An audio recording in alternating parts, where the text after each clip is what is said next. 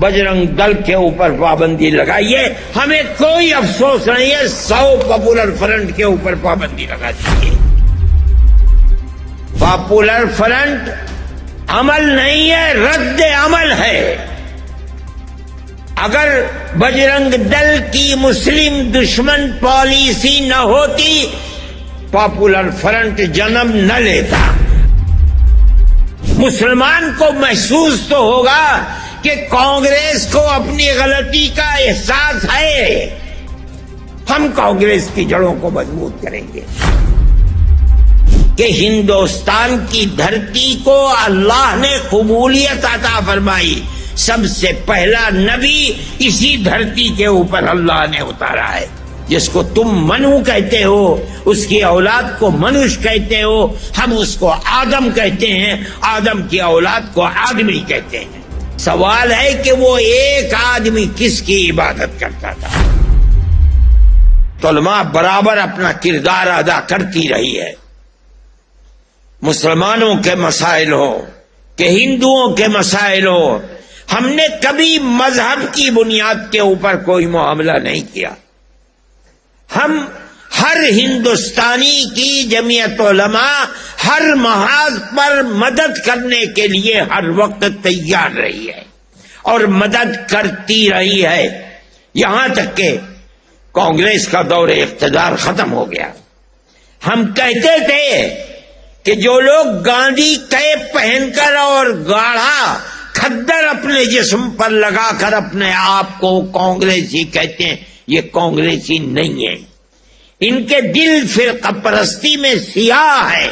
ہماری اس بات کو قبول ہی نہیں کرتا تھا، لیکن جیسے کانگریس کی اقتدار کی فائل بند ہوئی، ایک ایک کر کے کانگریس چھوڑ کر بی جے پی کے اندر داخل ہو گئے۔ جن لوگوں کو انگلی پکڑ کر سیاسی پلیٹ فارم پر چلانا کانگریس نے سکھایا، جن کو دودھ پلا کر کانگریس نے سیاسی شخصیت بنایا، وہ سب کے سب بے غیرت لوگ اسی دن جس دن اقتدار نے کروٹ لی، کانگریس چھوڑ کر کے بی جے پی کے اندر جا کر کھڑے ہو گئے۔ ایسا لگتا تھا کہ نہرو فیملی کے سوا نظریاتی اعتبار سے ملک میں کوئی کانگریسی نہیں ہے۔ یہ اسی لچکدار پالیسی کا نتیجہ ہے۔ اگر وہ پالیسی لچکدار نہ ہوتی فرقہ پرستی کے ناک میں نکیل ڈالنے کے لیے، تو کانگریس کو یہ دن نہ بھگتنا پڑتا، لیکن ایسا ہی ہوا۔ میرے بھائی، میں مختصر بات کہتا ہوں، وقت کم رہ گیا ہے، یہاں تک کہ کانگریس باہر ہو گئی اور کرناٹک کا الیکشن آیا۔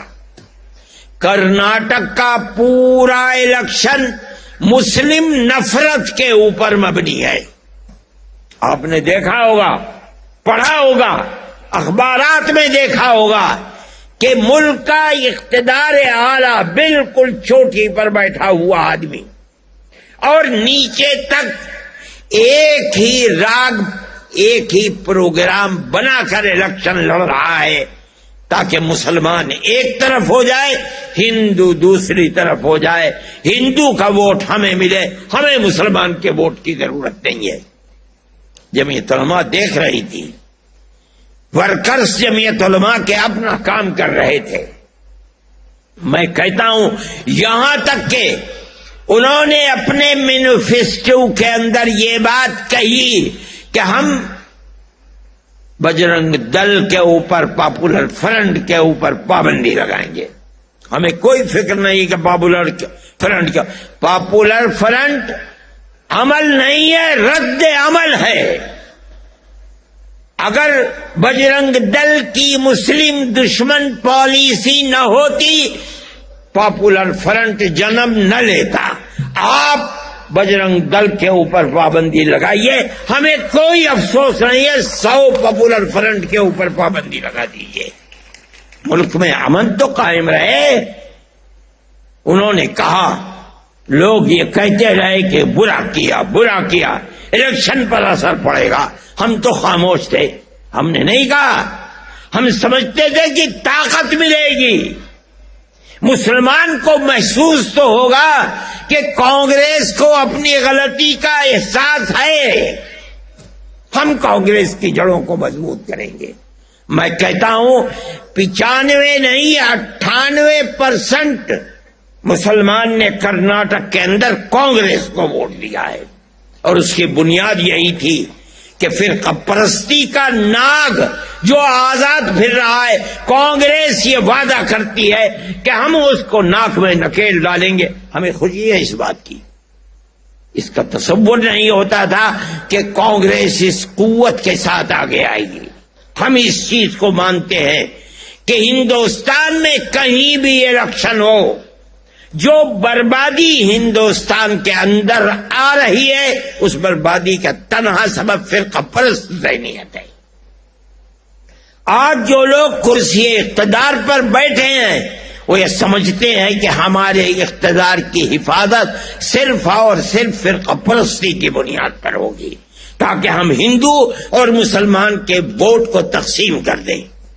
ہم یہ سمجھتے ہیں کہ یہ ملک کی بربادی کا پہلا زینہ ہے. ملک ہندوستان جس کے اندر ہندو اور مسلمان دونوں رہتے ہیں، آج سے نہیں 1400 سال سے رہتے ہیں. 1400 سال سے رہتے ہیں. میں نے یہ بات کہی تھی جس کا بڑا شور مچا کہ ہندوستان کی دھرتی کو اللہ نے قبولیت عطا فرمائی. سب سے پہلا نبی اسی دھرتی کے اوپر اللہ نے اتارا ہے. جس کو تم منو کہتے ہو، اس کی اولاد کو منوش کہتے ہو، ہم اس کو آدم کہتے ہیں، آدم کی اولاد کو آدمی کہتے ہیں.